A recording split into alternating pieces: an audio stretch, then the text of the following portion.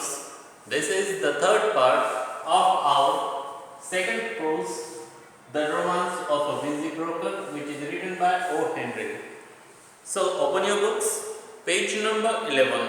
On this page number, fourth paragraph from the last, Mr. Pitcher.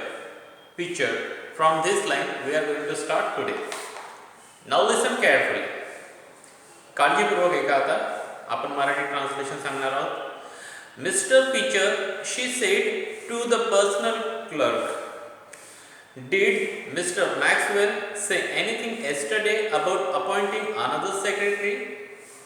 तर ती जी अगोदरची secretary होती, तर ती जो दुसरा एक त्या ठिकाणी एक पर्सनल क्लर्क आहे मिस्टर मॅक्सवेलचा, त्याचं नाव आहे मिस्टर पिचर.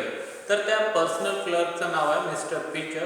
त्या पिचरला ती लेडी विचारते आहे की काल मिस्टर मॅक्सवेल म्हणजे आपले जे साहेब आहेत त्यांनी दुसरी एखादी सेक्रेटरी तिची अपॉइंटमेंट करण्याबद्दल तुम्हाला काही म्हटलं का? हे डिड आन्सर्ड पिचर. आणि पिचर यांनी उत्तर दिलं की हो, त्यांनी मला त्याबद्दल थोडंसं म्हटलेलं आहे, विचारलेलं आहे. He told me to get another one. त्यांनी मला सांगितलं की दुसरी एखादी सेक्रेटरी आणा किंवा बघा. I asked the agency. आता एजन्सी म्हणजेच काय? एखादी सेवा पुरवणारी संस्था.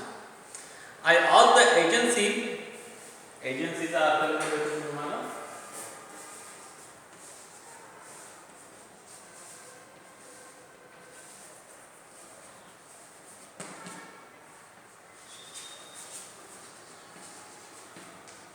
एखादी सेवा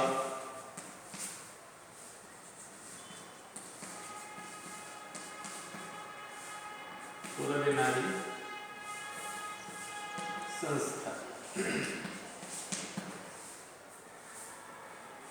I asked the agency yesterday afternoon to send over a few girls this morning. आणि म्हणून काल मी जी सेक्रेटरी पाठवणारी संस्था आहे की ज्या संस्थेमधून काही गर्ल्स किंवा लेडीज ॲज अ सेक्रेटरीच्या पोस्ट करता पाठवल्या जात असतात, त्या एजन्सीशी मी कॉन्टॅक्ट केलेला आहे, त्यांच्याबद्दल विचारणा केलेली आहे. आणि आज सकाळी काही मुलींना सेक्रेटरीच्या जॉब करता पाठवण्याकरता मी त्यांना सांगितलेलं आहे. It's 9:45 and not a single one has showed up at. आणि आता 9:45 झालेले आहेत सकाळचे, आणि तरी सुद्धा अजूनही एकही मुलगी सेक्रेटरीच्या जॉब करता त्या पोस्ट करता आलेली नाही आहे. I shall do the work as usual.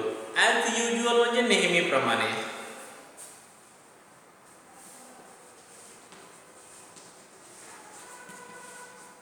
नेहमीप्रमाणे.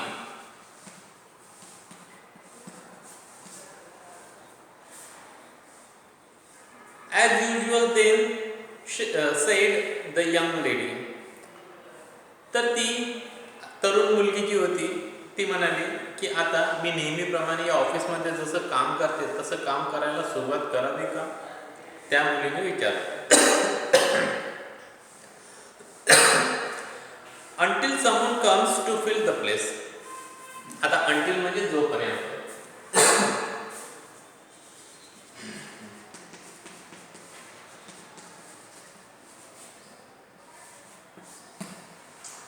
तर जोपर्यंत कोणी नवीन मुलगी येत नाही ही जागा भरण्याकरता, तोपर्यंत मी माझं काम नेहमीप्रमाणे करावं का, असं तिने पिचरला विचारलं. And she went to her desk at once. At once म्हणजे ताबडतोब, लगेच.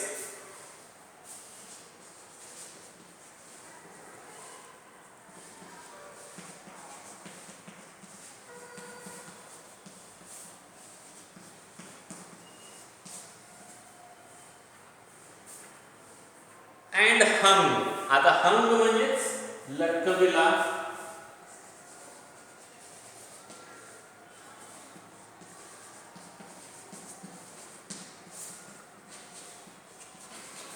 लटकविली, लटकविले, लटकविल्या, अशा प्रकारे त्याचा अर्थ आपण घेऊ शकतो. And hung the black hat with the golden green parrot feather. फिदरचा अर्थ मी काल तुम्हाला सांगितलेला आहे, मागच्या पार्टमध्ये आपण बघितलेला आहे. फिदर म्हणजेच पीस, पक्ष्यांचं जे पीस असते ते. In its usual place.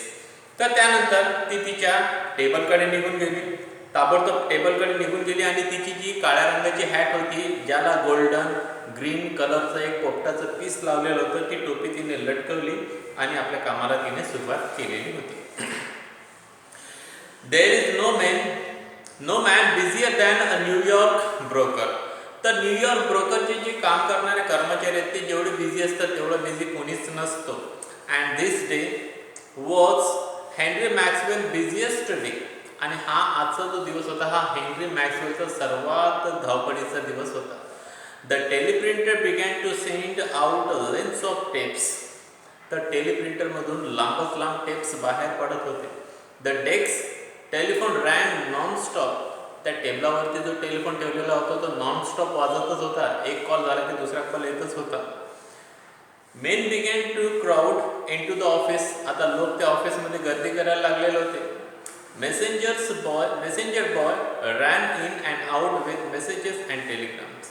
आणि संदेश पोहोचवणारा जो मुलगा त्या ऑफिसमध्ये होता तो ऑफिसच्या बाहेर आणि आत संदेश आणि टेलिग्राम घेऊन धावपळ करत होता. The clerk in the office jumped about like sailor. Seller म्हणजेच सागरी प्रवास करणारा नाविक किंवा नाव चालवणारा नाविक.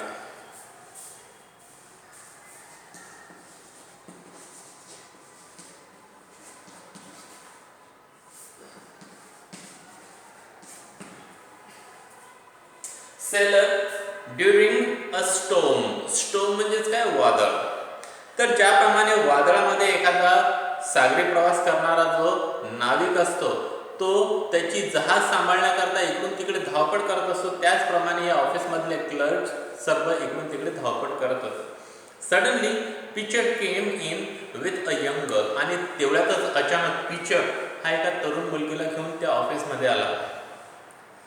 Lady from the secretaries agency to see about the job said Pitcher. आणि पिचरने म्हटलं की सेक्रेटरी पाठवणारी जी एजन्सी आहे त्यांच्याकडून एक महिला आलेली आहे आपल्याकडे जो सेक्रेटरीचा जॉब आहे त्याच्याकरता.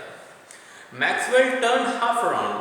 आणि जो मालक आहे मॅक्सवेल तो अर्धा त्या ठिकाणी वळला आणि त्यानंतर with his hand full of papers and teleprinter tapes. त्याच्या हातामध्ये पूर्ण त्या ठिकाणी पेपर होते, टेलिप्रिंटरचे जे टेप होते ते टेप त्याच्या हातामध्ये होते.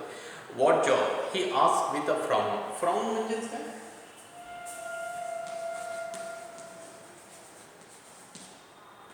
रागाने किंवा तिरस्काराने.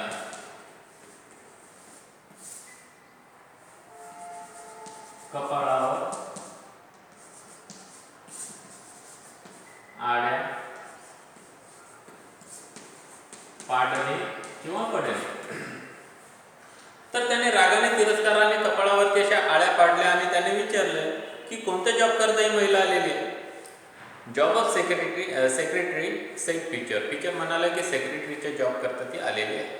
You told me yesterday to call them up and have one sent over this morning. तर तुम्ही काल मला सांगितलं होतं की काही महिलांना काही मुलींना सेक्रेटरीच्या जॉब करता बोलून घ्या. तर आज त्यांनी ही एक महिला पाठवलेली आहे. You are losing your mind Pitcher said Maxwell. आता मॅक्सवेल जे मालक आहेत ते काय म्हणतात की पिचर तुझी बुद्धी वगैरे हरवली की काय. Why should I have given you such and order. मी तुम्हाला किंवा तुला अशा प्रकारची ऑर्डर का द्यावी. Miss Lacy has given perfect satisfaction during the year she has been here. तर मागच्या 1 वर्षापासून आपल्याकडे मिस लेसी नावाची जी महिला जी मुलगी काम करत आहे ती चांगल्या प्रकारे काम करत आहे. तर मी तुला अशा प्रकारची आज्ञा का द्यावी की नवीन मुलीला बोलव म्हणून. The place is here as long as she likes. आणि तिला जोपर्यंत वाटेल तोपर्यंत ती या ठिकाणी राहू शकते. There is no place open here madam. आणि मॅक्सवेल त्या महिलेला म्हणतात की मॅडम या ठिकाणी कोणतीच जागा रिकामी नाही सेक्रेटरीच्या जॉब करता.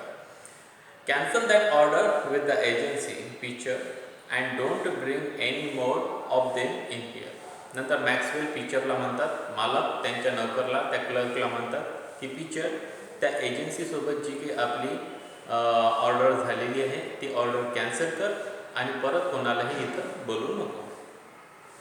The young lady left the office a little angrily. आणि ती जी तरुण मुलगी किंवा महिला त्या ठिकाणी सेक्रेटरीच्या जॉब करता आलेली होती, थोडीशी रागामध्ये ती ऑफिस सोडून गेली. Teacher sed quietly. क्वाइटली म्हणजे शांतपणे.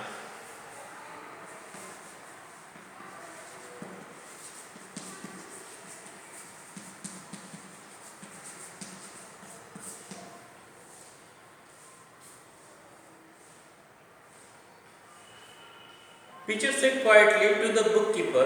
Bookkeeper it means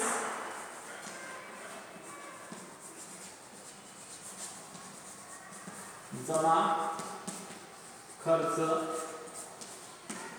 ठेवणारा. Bookkeeper that the old man seemed to get more absent-minded. Absent-minded म्हणजे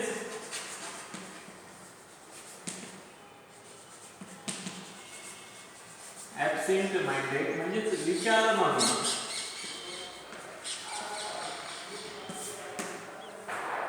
absent minded and forgetful. Forgetful म्हणजे विसराळू. फॉरगेटफुल विसराळू.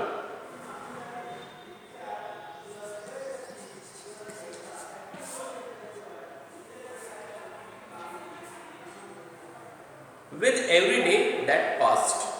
तर त्यानंतर टीचर त्या ठिकाणी जो बुककीपर होता, जमा खर्च ठेवणारा व्यक्ती होता मॅक्सवेलच्या ऑफिसमध्ये, त्याला म्हणाला की आपले हे जे मालक आहेत, त्याला त्यांनी नाव म्हटलं ओल्ड मॅन. हा जो म्हातारा व्यक्ती आपला मालक, हा आता थोडासा विचारमग्न आणि विसराळू झालेला दिसतो आहे मागच्या एका वर्षापासून. तर विद्यार्थी मित्रांनो, हा भाग इथं संपलेला आहे. So students, today we are going to stop here. Have a good day to all of you. Thank you very much.